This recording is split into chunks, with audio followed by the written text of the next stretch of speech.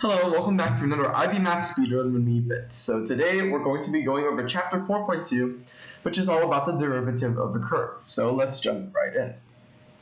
So the derivative of a curve is all about the gradient, and maybe in grade school you understood the gradient as this rise over run. You take the difference in y values, this should be delta y. We use delta to represent the change, so delta y is the change in y, over delta x, which is the change in x. It's rise over run. So the gradient would be delta y over delta x. And this works perfectly fine if the function is linear. But the problem arises if the function, isn't linear, and we want to get a gradient at a certain point on the curve. How do we do that? And so, well, let's investigate. Say we have a curve like this. Well, one way to get a gradient would be to have 2 points on the curve and then draw a line through them. And this would give you a rough estimation of the gradient at this point down here. But if we decrease and decrease the distance of the x values between the points, our gradient will become more accurate and tend towards the actual gradient at this point. And so the actual gradient at this point is called the tangent at this point of the curve, technically, because, or actually, to find it, we have to draw a tangent to the curve. So if we have a point here, a tangent is a line that touches the curve not once, but it touches the curve at this point at 90 degrees. So it's perpendicular to the curve. It's perpendicular to the normal to the curve. And so by decreasing and decreasing the distance between the points, we can get closer and closer to the tangent. And so, well, how do we decrease the points infinitely? We have to turn to limits, which I hope you remember from last lesson. So if we have the change in y value, say x plus h minus f of x, which is the change in y value when we have a number h, and we divide it by the change in x value, which is h, then, well, we can get this average gradient between the 2 points. And as we can get the limit of this as h tends to 0 to see what happens as we decrease and decrease the distance of the x values between the 2 points until it almost reaches 0, and then get the gradient using this. So that's how we find the gradient of a curve at a point. So let's jump into some exercises. I'll be doing the odd ones, and the first one we have is 2x squared plus 1. We need to find the gradient of this curve at the point x is equal to negative 1. Yeah. So we'll plug it into our formula. The limit as h tends to 0 of f of negative 1 plus h minus f of negative 1 all over h. And so we can put this in. So this would be 2 times h minus 1 squared minus plus 1 minus 2 times minus 1 squared minus 1 all over h as the h tends to 0. And so we have 2h squared minus 4h plus 2 plus 1 minus 1, so that cancels out, so we are left with minus 2 all over h, and this is the limit as h tends to 0. So we can simplify this into h times 2h minus 4, or actually this is 2h times 2h times h minus 2 all over h. And as this tends to 0, but since it's a limit, we can actually cancel out these h's. And so we're left with 2 times h minus 2. 2h, of course, tends to 0. So we're left with the limit as h tends to 0 of 2h minus 2. As h tends to 0, 2h will tend to 0. So this is simply equal to minus 2. So the gradient at this point will be equal to minus 2. Oh, wait. sorry, I was just confused for a bit. So we forgot to multiply this back. So this should be 2h minus 4. Whoopsies. So this should be equal to minus 4. So yeah, pretty simple. Okay, on to the next one. So we need to find the gradient of y is equal to 2 over x at x is equal to negative 1.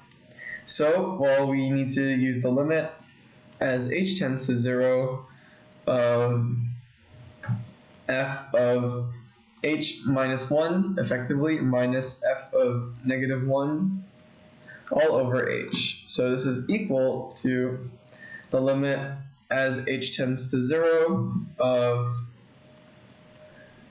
2 over h minus 1 minus, so really plus 1 over, plus 2 over 1. So plus 2 over h. And so we need to evaluate this limit. How would we do this? Well, for starters, I would multiply this h minus 1 to top and bottom. So this would be the limit. H tends to 0 of 2 plus 2h minus 1 over h times h minus 1. So this would be equal to the limit as h tends to 0 of 2h over h squared minus h. Well, actually, if we already have 2h, we can keep this in the form, where is this? H times h minus 1.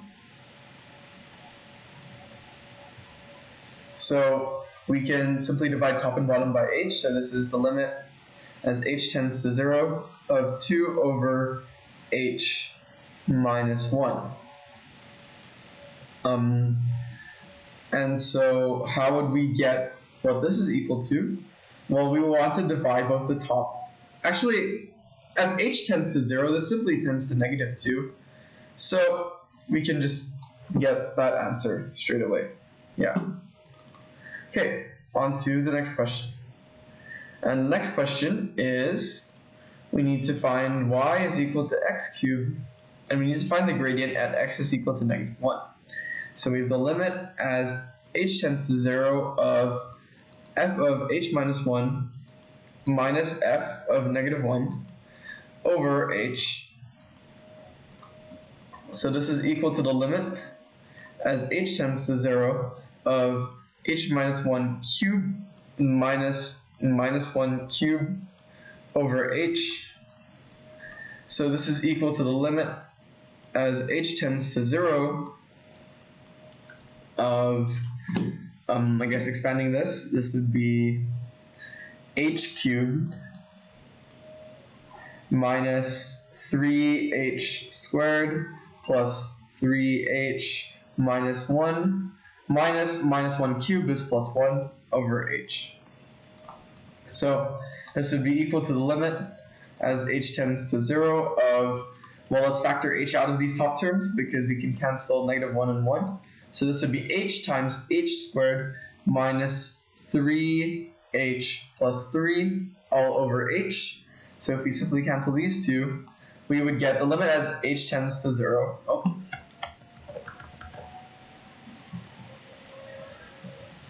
Of h squared minus 3h plus 3.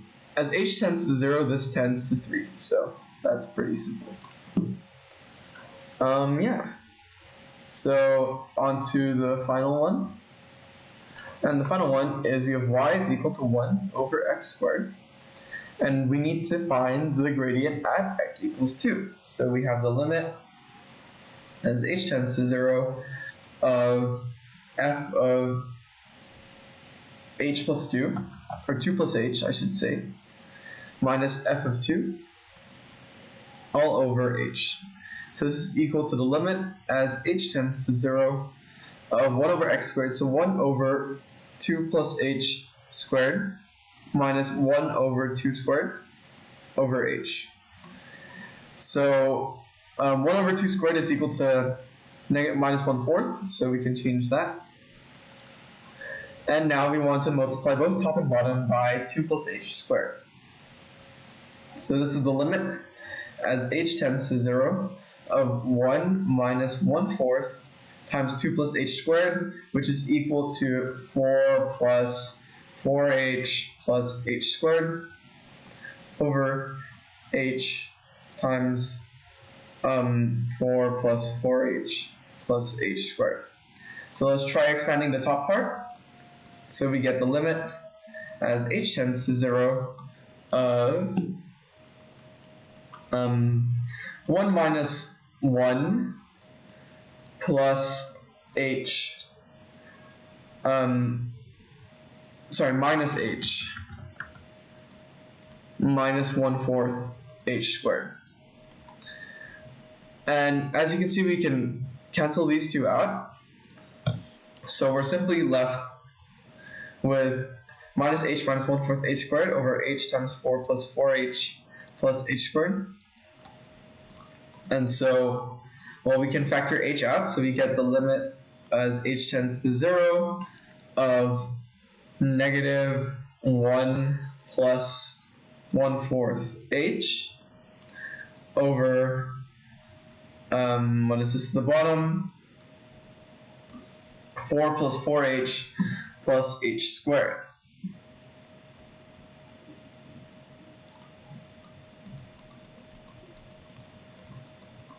And so as h tends to 0, 4h will tend to 0, h squared will tend to 0, and negative 1/4 h will tend to 0.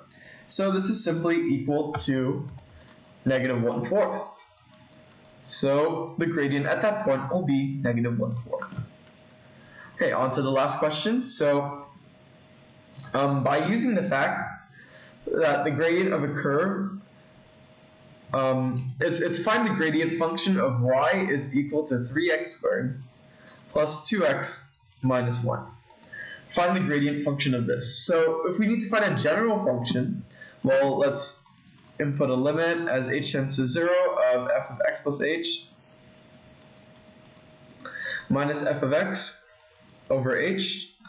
And so this is equal to 3 times x plus h squared plus 2 times x plus h minus 1 minus 3 times x squared minus 2x plus 1 all over h. So we can immediately see that cancels out, and let's expand this. So this is 3x squared plus 6xh plus 3h squared plus 2x plus 2h minus 3x squared minus 2x all over h. So we can cancel some of this out. So this cancels out, and this cancels out. So we can factorize the rest of the terms into h. So this is equal to h times 6x h plus 3h plus 2 all over h. 6x plus 3h plus 2. So as this tends to 0, h will cancel out. Sorry, this is still a limit as h tends to 0. And so we're left with the limit as h tends to 0 of 6x plus 3h plus 2. As this tends to 0, this will tend to 6x plus 2. So the gradient function for that curve will be equal to 6x plus 2. So yeah, that was a lot of working out, but in the future there will be some methods that will help us find this a bit faster. So the final part is hence find the coordinates of the point to the curve where the gradient is negative 4. When the gradient is negative 4, this function will equal negative 4, so negative 4 is equal to 6x plus 2. So negative 6 is equal to 6x, So at the point x equals -1, the gradient will be equal to -4. So yeah, that was it for this speedrun. I hope you enjoyed it, and I hope to see you in the next speedrun.